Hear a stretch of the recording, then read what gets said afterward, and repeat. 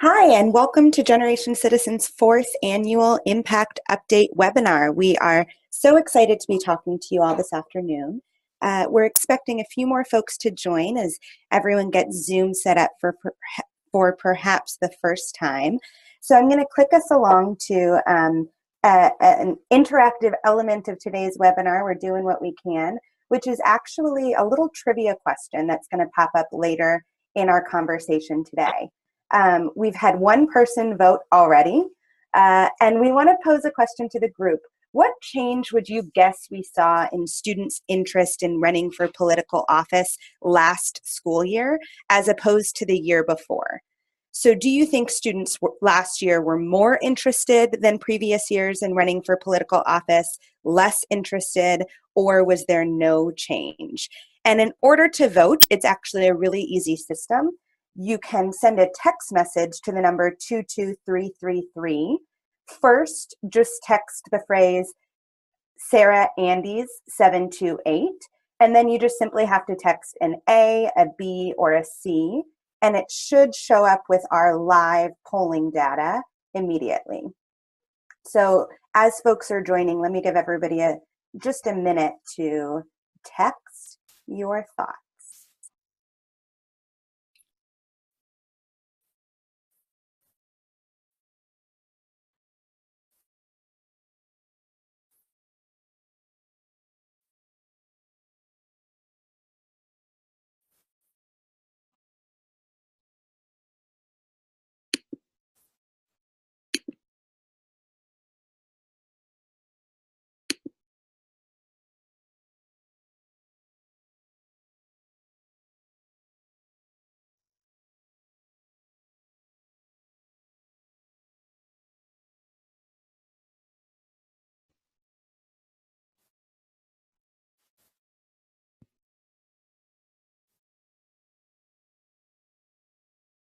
We've got some real-time polling data coming in. 57%, 50% of people think students were more interested in running for political office. 38% so far say they're less interested. 13% predicting no change. We'll give folks one more minute. If you're just joining us, you can follow these directions in the middle of the screen to vote yourself. Text the number 22333 with the phrase Sarah Andes 728 to enroll, and then easily text your response A, B, or C to that same number. We're thinking about if students were more, less, or less interested in running for political office in our last year of programming as opposed to previous years of programming.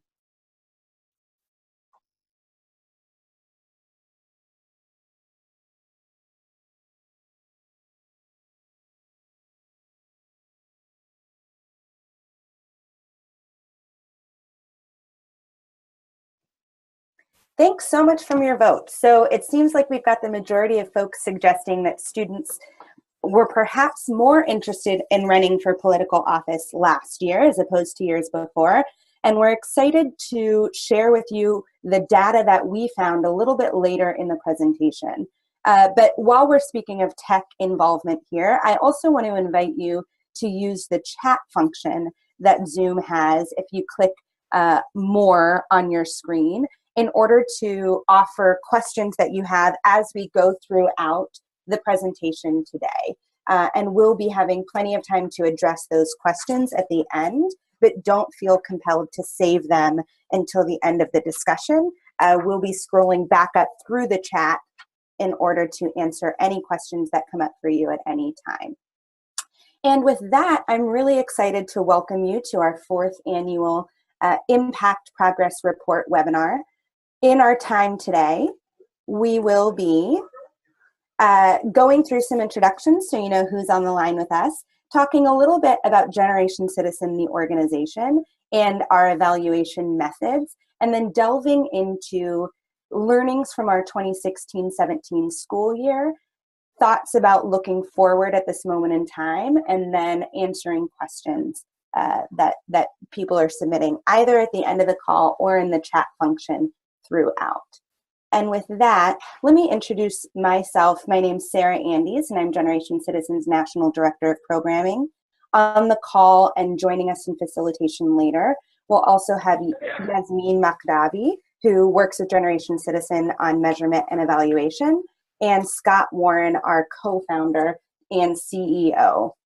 And we'll be leading today's presentation, but there are many more folks behind the scenes who have supported the implementation and analysis of our team's work this year. So I'd like to take a moment just to thank our full staff who make today's reflection possible, as well as our evaluation thought partners, Allison Cohen, our part-time Director of Research and Evaluation, the research firm Glass Frog Solutions, with whom we've worked on multiple projects, including a focus group study we'll discuss today, and the Program and Growth Committee on our National Board of Directors, who are constantly helping us push and advance our thinking around how we better evaluate and improve our work.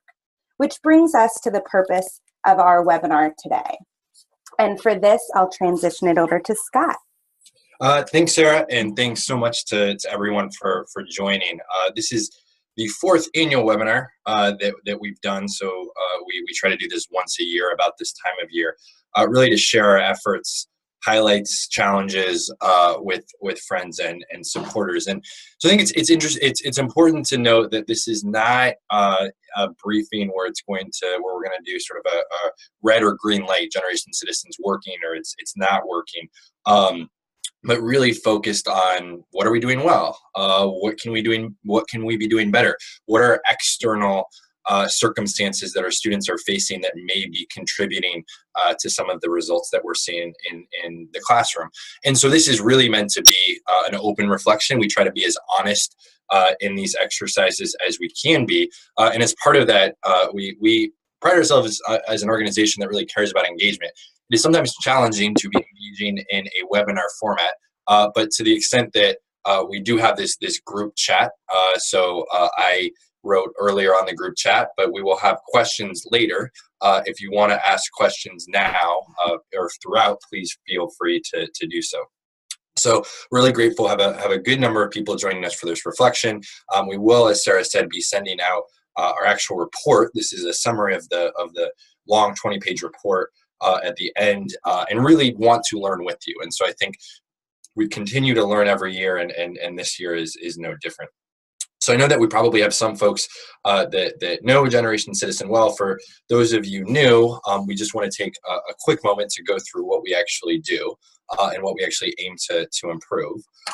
So our mission is working to ensure that every student in this country receives an effective action civics education, providing them with the knowledge and skills necessary to participate in our democracy as active citizens. Our ultimate vision is a country of young people working as active and effective citizens to collectively strengthen our American democracy. This mission and vision have remained consistent over the last 4+ years, even as we go through a strategic planning process that we'll talk about later. Action Civics is obviously a key part of this mission, and so you might be wondering exactly what Action Civics is. Civics itself we've seen as a term that connotes not the most exciting class in school, and so we put an action on the front end, but it's not just the name. We try to do stuff differently as well. And so in the Action Civics process, this is a graphic actually pulled from our student handbooks, and so our students actually see this at the beginning of every semester. And so there's 5 main things that they're doing throughout. The first is they actually have a conversation about what their issue is. I was in a classroom in the Bronx this morning where they were doing that this morning. It's always really fun to see the students try to build consensus and debate and actually pick one issue as a class. The second part is they actually dive in and do research on why this problem happens, and so get at it at a really root cause level. We'll go through our Advocacy Hourglass later. Then they actually set a plan and take action in steps 3 and 4. And so we're about a student-centered approach that involves students actually trying to get something done, meeting with their local officials, not just talking about change, but leading it, as we say. And then the 5th part, because as we all know, civic change is harder than a 5-step process, and you can follow all 5 of these steps in a perfect way and not necessarily receive the change that you want to. And so reflection is really critical throughout as well. But intrinsic to this Action Civics process is that students are actually taking action, that it is very student-centered, and that it's multidisciplinary and rigorous as well in a way that we'll talk about. And so wanted to talk through our theory of change as well. And so this really is the bedrock of everything that we do. It might be a little hard to see here, but you know, folks can take a look later as well on our website, and this is in the impact report.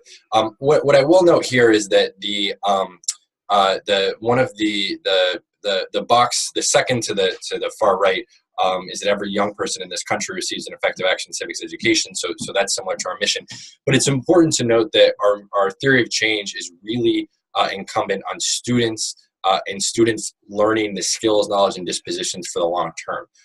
So it's not necessarily about the projects they undertake, although that is part of it.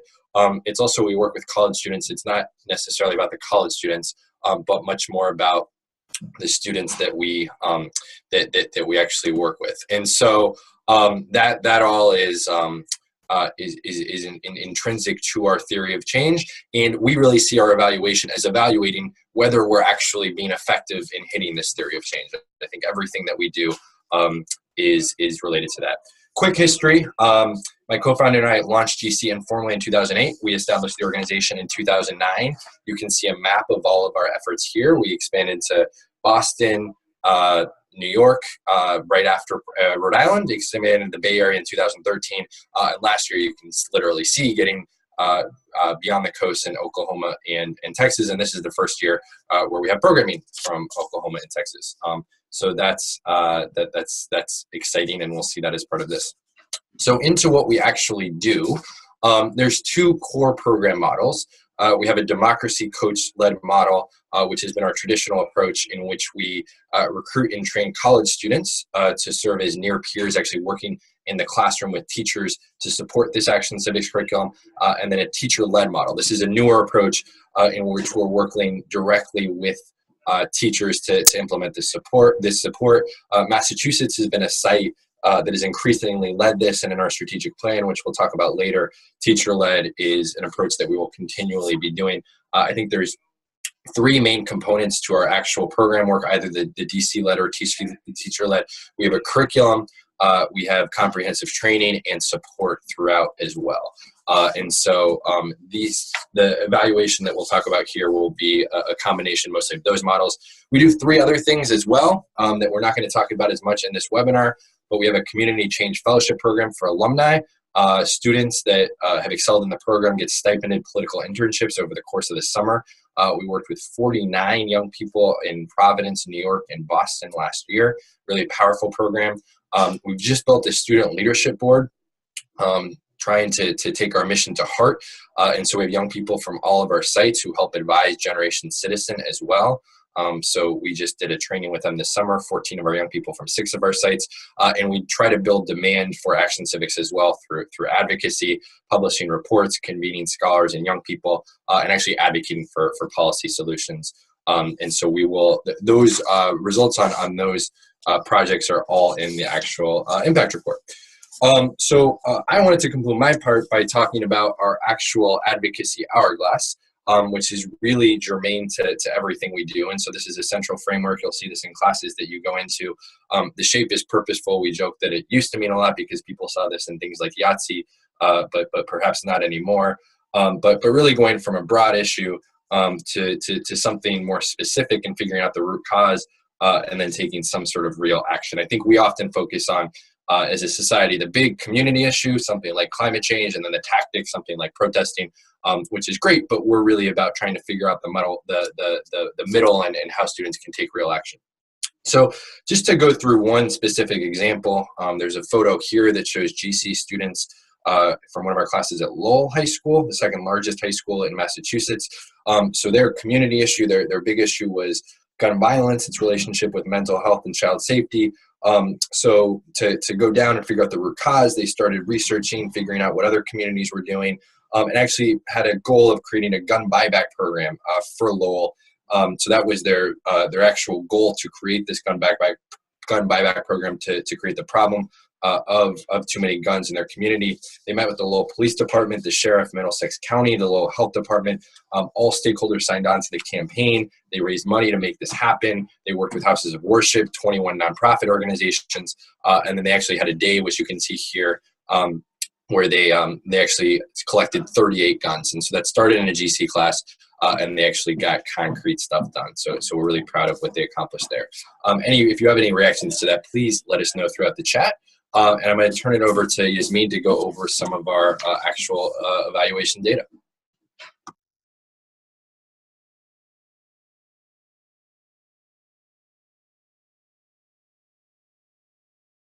Academic experts have agreed best predict the likelihood of students' future civic engagement. Those are civic knowledge, civic dispositions, and civic skills. This is a head, heart, and hands graphic that we use in our students' handbooks to introduce them to these goals. Civic knowledge, where students' understanding of the basic governmental processes, structures, and players are introduced.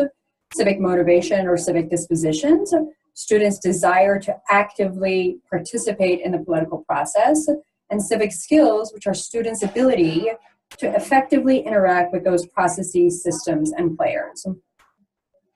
As we can tell from this quote at the bottom of the page from Jess Lander, our Lowell students teacher, we know that civics learning has repercussions far beyond civic development alone.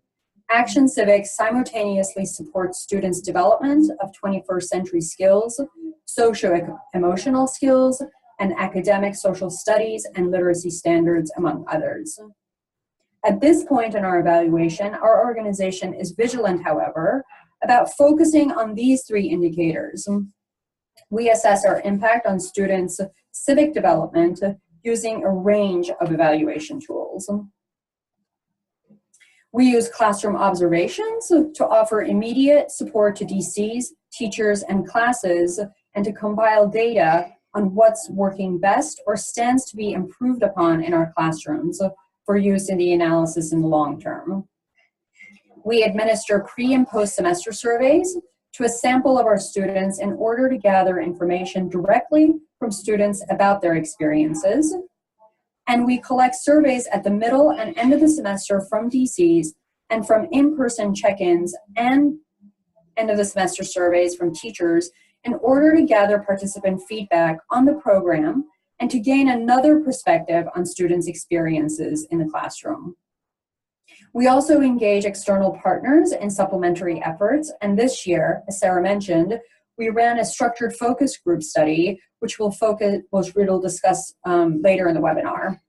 Other examples of past evaluation studies can be found on our website under our Impact tab. We're excited to discuss with you today what we've learned from this range of evaluation efforts in the past year. But before we do that, we want to share a brief summary of how these tools have prompted our learning and improvement in the past year. As a result of last year's Impact Progress Report, we learned just how valuable it is for our students to interact with adults beyond their classrooms. So we created a new lesson in the curriculum to invite community experts to share their insight about classroom focus issues, either as guest speakers in person or on the phone. We also understood that systemic root cause was a challenging concept for students. So we refined our language around systems, dedicated a full lesson to the concept in our revised curriculum, and updated student survey language to align with this new vocabulary. We saw too that though we're working with full classes of students, not all are engaged equally. So we created a research toolkit and more opportunities for student reflection. We also developed a new workshop for DC training for DCs to hone their lesson facilitation skills. And lastly, we knew that survey completion and tracking remained a challenge, so we simplified DC and teacher surveys and created new tools to help us keep track of all of the moving parts. That evolution led us into the 2016-2017 school year.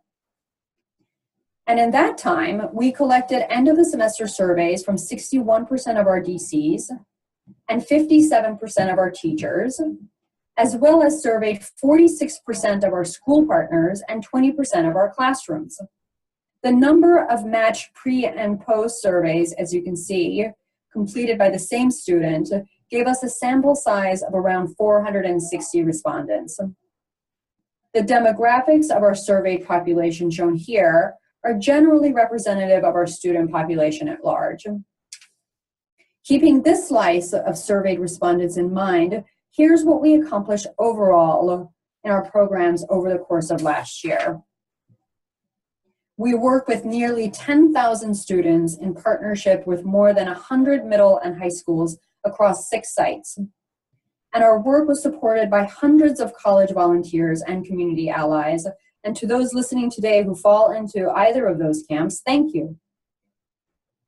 Throughout the 379 class projects we supported, our students broached a wide variety of pressing issues.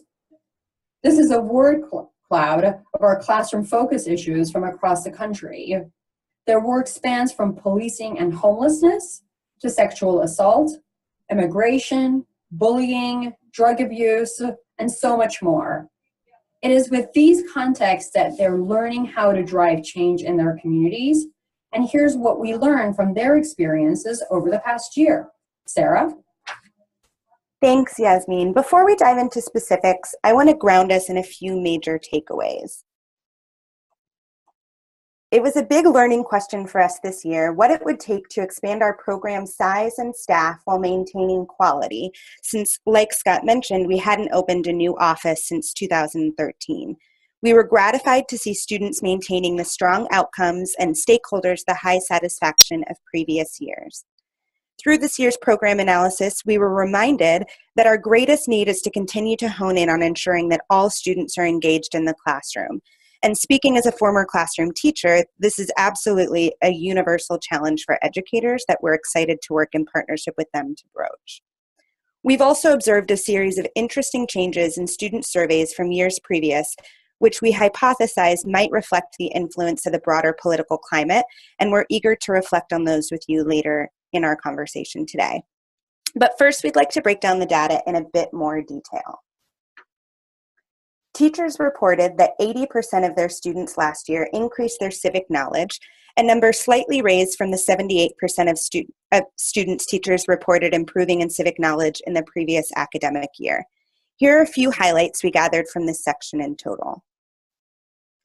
What we notice is that students perform better in distinguishing between individual and systemic level root causes of problems, and we attribute this both to better clarifying new language for students in the curriculum and editing the vocabulary of this question to align with those updates.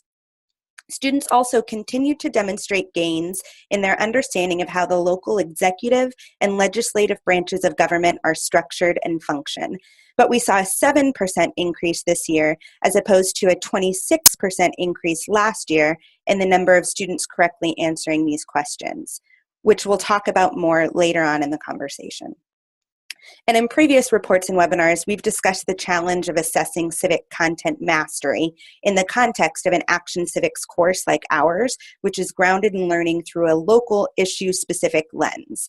This is an issue that we continue to grapple with, and we look forward to partnering with other Action Civics practitioners to explore this challenge in the year ahead. According to last year's teachers' perceptions, they observed civic skill development among 72% of their students, comparable to their estimation of 70% in the previous year. Surveys revealed that students demonstrated greatest growth in their ability to speak publicly about an issue and their critical thinking capacity to construct a strategic action plan. And gains here were reminiscent of those we observed last year. Interestingly, we saw much less growth from student surveys on the questions associated with more interpersonal skills, which require interaction with others. Students' confidence in their ability to collaborate and to lead others both dropped from last year. We'll share some of our hypotheses for this decrease later on the call, but it is worth noting here the notorious difficulty of assessing skill development from surveys, as these tools offer us at best information about students' confidence demonstrating certain skills rather than demonstration of the skills themselves. We also know that students' confidence is actually likely to dip even as they become more proficient at a skill if, in the course of their learning, they learn in part to recognize the challenge involved. For these reasons, we know how important it is to supplement these surveys with other assessments of student learning in order to understand our true impact. And teachers observed growth in the civic dispositions or civic mindsets and attitudes of 62% of their students last year, slightly lower than the 68% they reported the previous year. On student surveys, we measure this growth in two ways. First, by asking about students' agreement with certain civic-minded statements, and then inquiring about students' likelihood of participating in certain civic activities. We were gratified to see the most pronounced gains in this section on students' inclination to participate in some of the most local political behaviors on the list, including writing an article for a newspaper, contacting a public official, and attending a community meeting. Like last year, we saw a negligible 1 to 3% increase of students likely to be engaged in more general behaviors like volunteering or following the news. These more general activities also have a substantially higher baseline at the beginning of the program than the less familiar ones. For example, a 73% positive attitude towards volunteering at the beginning of the program versus an initial 34% interest in contacting a public official. We added this new section of civic action to our student surveys last year after recognizing that part of the value of GC is offering young people the opportunity to practice the activities of civic engagement within a guided, structured learning environment. And we now track metrics of the experiences students are exposed to for the first time in our classrooms so that we can understand and expand access to these opportunities over time. Most profoundly last year, we saw a 110% increase over the course of the program in the percentage of students who had ever contacted or met with a public official, a 66% increase in the number of students who had written an article for a newspaper, magazine, or blog, and a 41% increase in the number of students who had ever attended a community meeting. We saw these same trends here as we did in the previous year. But on this section, students actually came into the program last year offering a higher baseline of civic experiences than we had seen in the previous year. An effect we consider attributing to spikes in political participation around the national presidential election, which we'll talk more about in a few minutes. Overall, we received positive feedback from program recipients and partners, from students to teachers to DCs. And beyond the stats you see, we also retained 72% of our school partners nationally from the 2015-16 school year to the 2016-17 school year, another testament to our careful consideration and support of our program partners. I want to now offer a little more information on our analysis beyond the surveys. As we mentioned, we engaged in a small focus group study last spring to help us explore and better understand the program's near-term impact on students. We did this in part to confirm the alignment of our intentions and actual outcomes as we lay the framework for assessing the program's impact long-term. It was informative to hear directly from students what continued to stand out about their GC experiences. Students spoke repeatedly about growth in their capacity to understand and analyze community issues and to speak out about them, as well as the growth in their self-esteem and confidence as they worked and persevered throughout the semester. We also noticed different levels of processing among older and younger students, in which younger students' reflections were focused within the context of their specific focus issues, from gentrification to violence, for example, and older students were independently making the leap already to apply their learning to the broader world of their future civic engagement. It's clear that there's opportunity here for us to better help younger students make this leap as well, and we'll add this to our priority list in the year to come. The interesting observations don't end there, though, because it's impossible to go a full hour nowadays without referring to the national political climate. Let's do it. And before I show the slide, I want to remind folks that we did a quick poll at the beginning of our webinar today, and the majority of folks suggested that students interest in running for political office might have increased last year, and I'm excited to share our actual results. So as we were analyzing the student survey data this year, we saw some curious changes in students' performance from last year. We saw higher baselines in their civic knowledge and action, and we saw gains unexpectedly minimized on a few skill indicators. It wasn't until we noticed, and this is where the drum roll comes in if you weren't all muted right now, it wasn't until we noticed a massive drop in the number of students interested in running for public office, from a 33% increase in the percentage of students considering that opportunity over the course of the program in the 2015-16 school year, to a 43% drop in students' interest in running for political office in the 2016-17 school year, that we were struck squarely on the head and forced to consider the impact that the vitriolic national political climate might in fact be having on our students beyond the impact of our program itself. This was a new consideration for us, but the effects here are ones which we must grapple with as we consider our own role in student civic development during and beyond regular election cycles. And we'll be exploring and unpacking this phenomenon with other Action Civics partners in the year ahead. It's interesting to note as well, as we continued our analysis, a few folks asked us pointedly if our students appeared more likely to engage in protest last year amidst a flurry of high-profile national protest than they had the year before. And surprisingly, the answer is actually no. 2 years ago, we saw a 7% increase in the percentage of students likely to engage in protest, and we similarly actually saw a 6% increase last year, whereas we saw 10 to 42% gains across indicators of civic engagement. This is gratifying for us, as we don't actually highlight protest as a strategic tactic for our classes to employ in their action planning, and as Action Civics is often mischaracterized as a way to galvanize young people to take to the streets. That's one way of taking action, but our program actually focuses on many more. Great. I'm going to go through some final takeaways. I would encourage, we're going to go into Q&A soon, but if folks have questions on anything they just saw, the great information that Sarah just went through, please do start using the group chat now. It is open and excited to hear from folks. So just a few main takeaways. We went through some of these as we went throughout. I think the main one that we're thinking about is that we did maintain quality, and in some cases improve quality as we expanded. And I think all of our sites expanded. We had 2 new sites.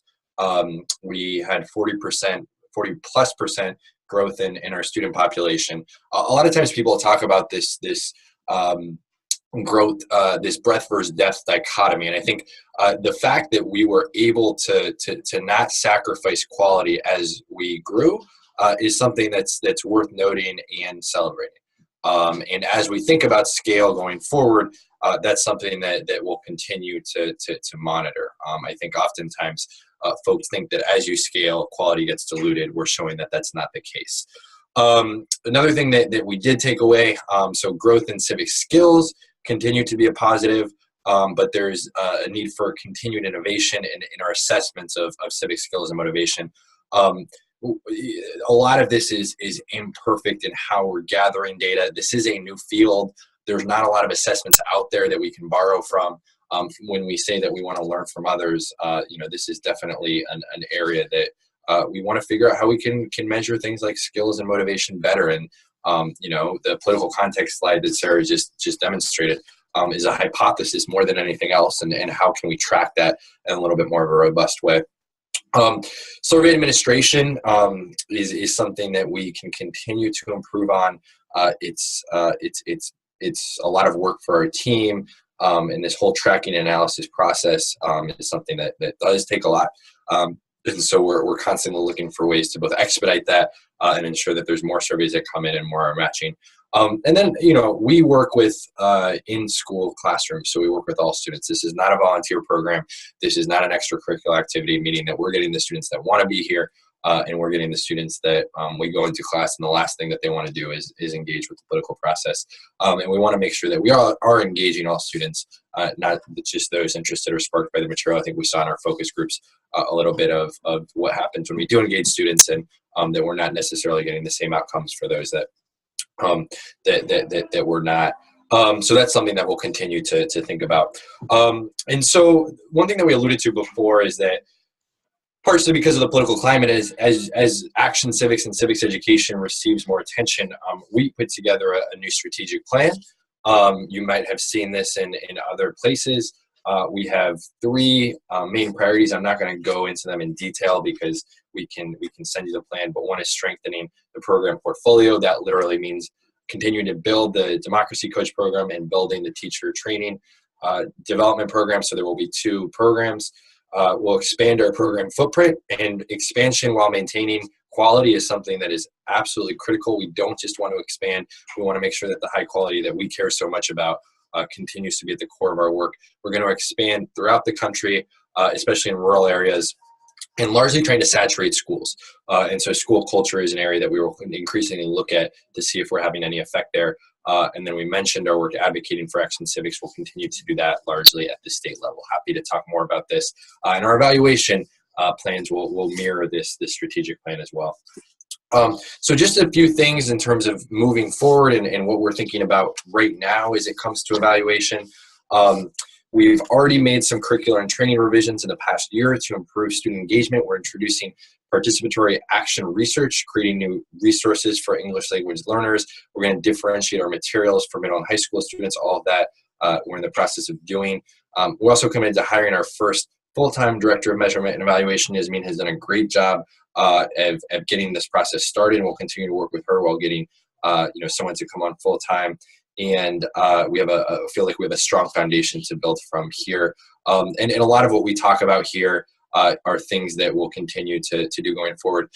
Longitudinal work is something that folks ask us about a lot. We feel like the focus groups really set us up to think about the type of civic behavior we want to see in the long term. And so we're gathering student information and thinking about that longitudinal design as we go forward, and looking for folks to help us think about that work too. I wanted to close by talking about some actual stories. And again, just as we close this formal section, if you do have questions, then please do ask in the group chat. I was just, as I said earlier, in a classroom in the Bronx this morning, witnessing students have a debate about how to tackle the issue of drug abuse in their school community, and you realize that sometimes it's challenging to grasp the engagement that's going on in the class. They're having a robust debate and really engaging with each other in ways that all the time transfer into numbers. And so we think about our quality and evaluation in terms of some of the classes that we see too. So 2 stories that are outlined here. I won't read them through in detail, although we send this on. One was in Oklahoma, some seniors that worked specifically on criminal justice reform and actually worked with the state legislator to try to get that done. And in New York City, we find that schools often take action on the issue of cafeteria food or not having good enough cafeteria food.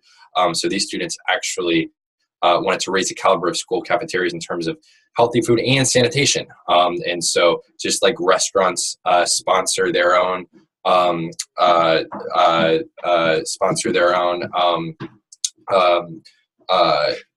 grades, school cafeterias are required to as well.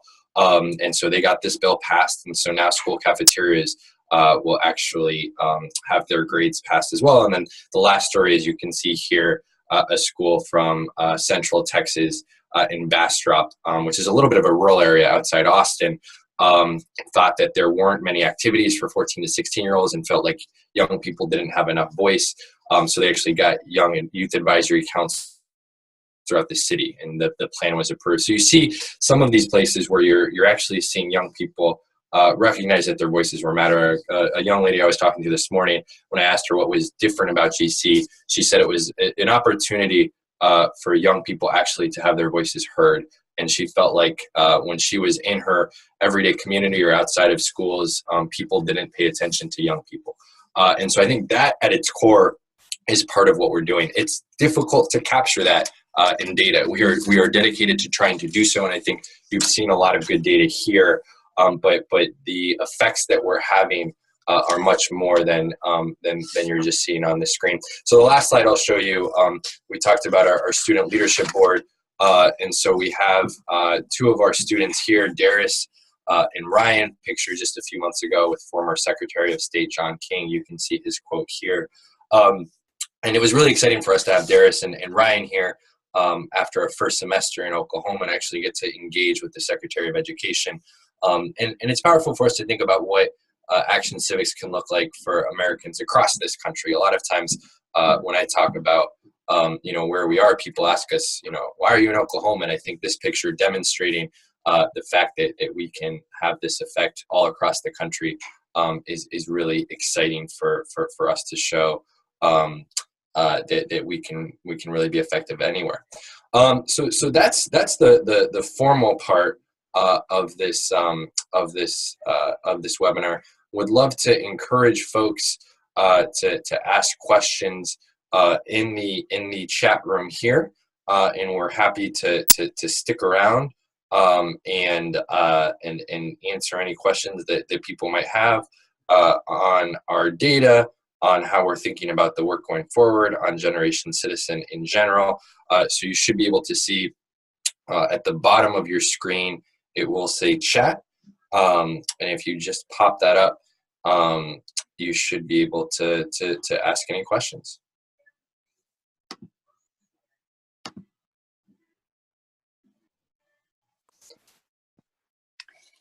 And if you are, if that is the end of our time with you today, thank you so much for joining us.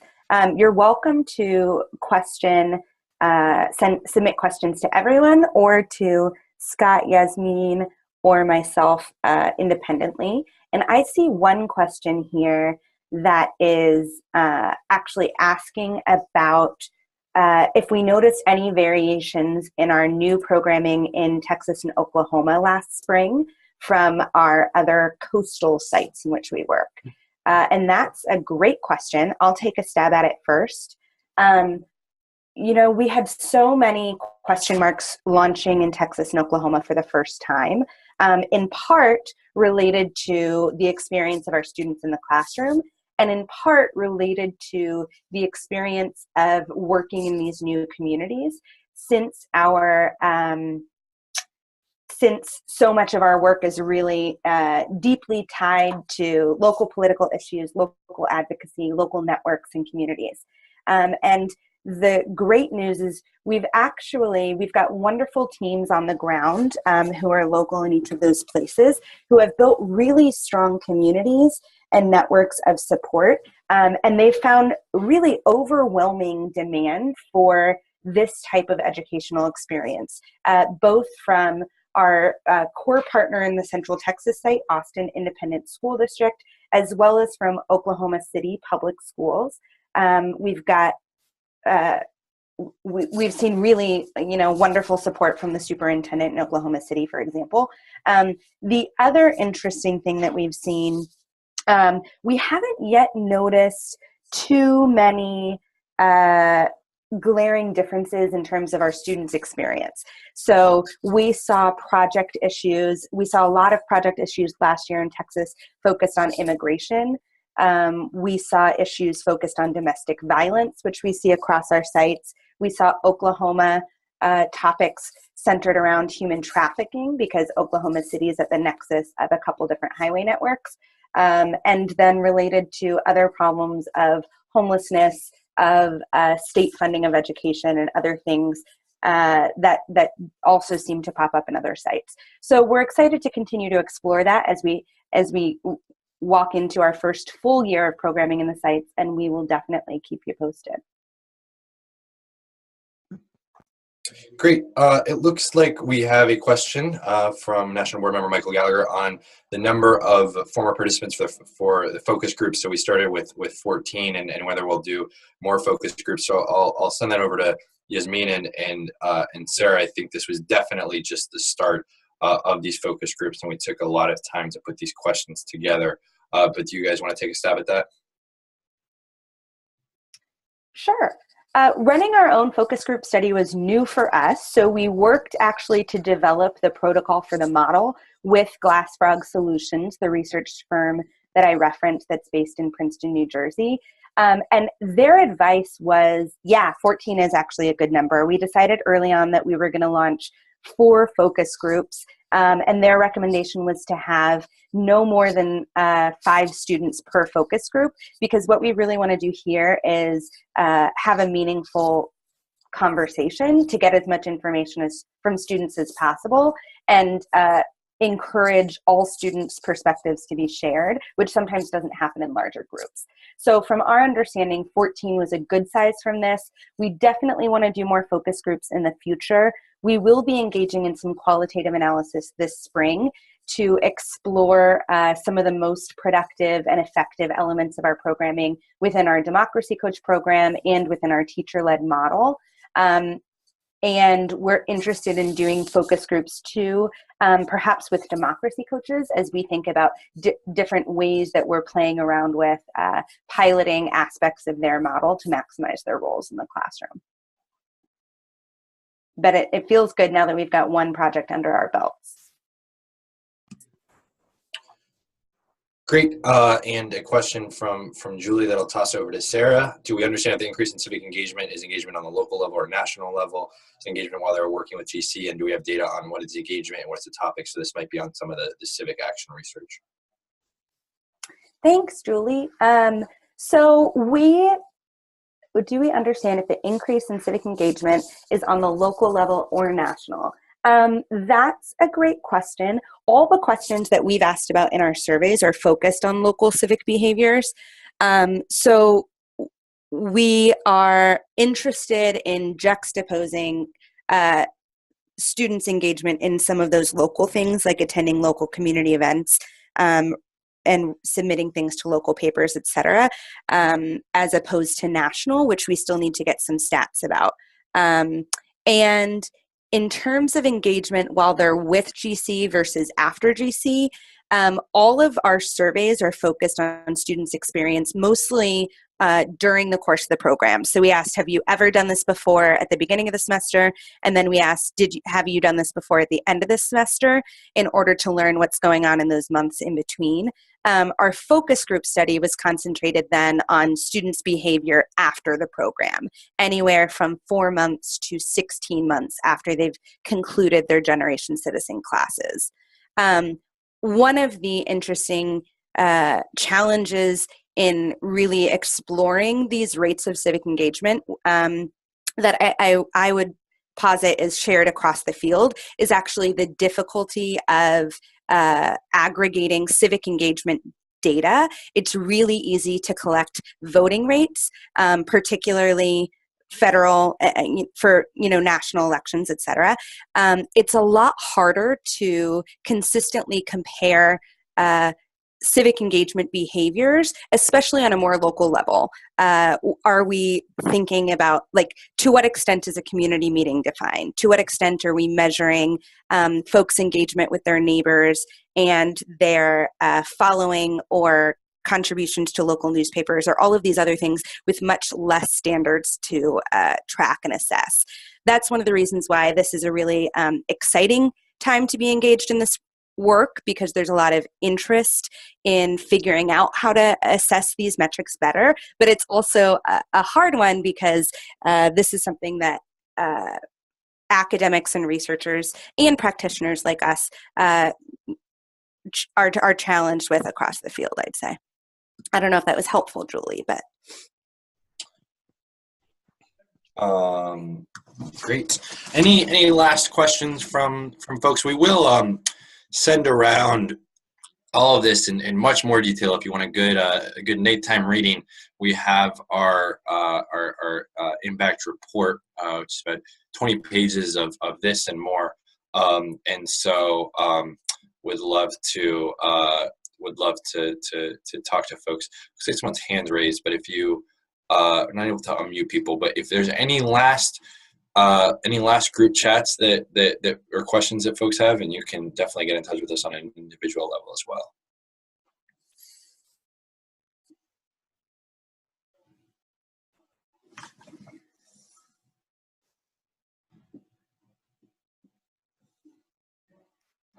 Sorry we can't unmute you, Fran, but if you can figure out how to type that in, we'd love to hear your question. I'd love to get to my question. Oh, great. Okay. I think it's really, first of all, congratulations to Generation Citizen. What a great job you've been doing. Takes my breath away. Thank you so much. Yeah.